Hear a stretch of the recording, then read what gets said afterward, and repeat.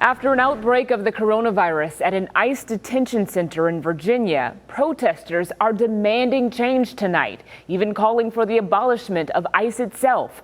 Our Matthew Foltz spoke to them about their demands. All right. Hello. Voices demanding change. Abolish ICE. As dozens gather in a Carytown parking lot Friday afternoon. So we are here as a grassroots movement. We are people that are being directly impacted by the detention center and the ICA in Farmville. This protest against the actions of Immigration and Customs Enforcement Agency comes just days after a Farmville detention center for immigrants announced that 290 of the 312 people detained there tested positive for COVID-19.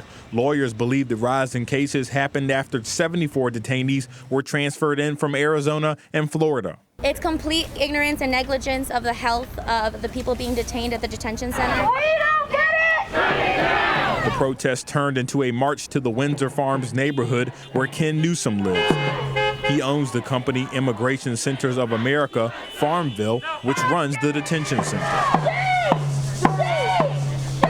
The outbreak in Farmville is also drawing criticism from Governor Northam and Virginia Senators Mark Warner and Tim Kaine, all who have written to President Trump calling for action at the facility. We want the immediate release of all people being detained by ICE. The abolish immigrant detention center. Protesters say they also want to defund the Department of Homeland Security and get rid of ICE altogether.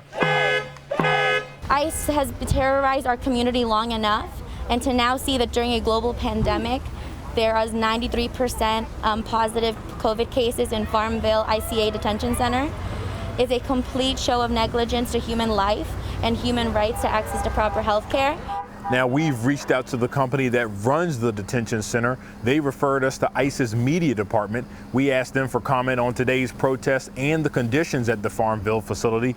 They sent us a statement back that reads in part, the health, safety, and welfare of detainees is one of the highest priorities, and say they've expanded testing and do twice daily medical checks.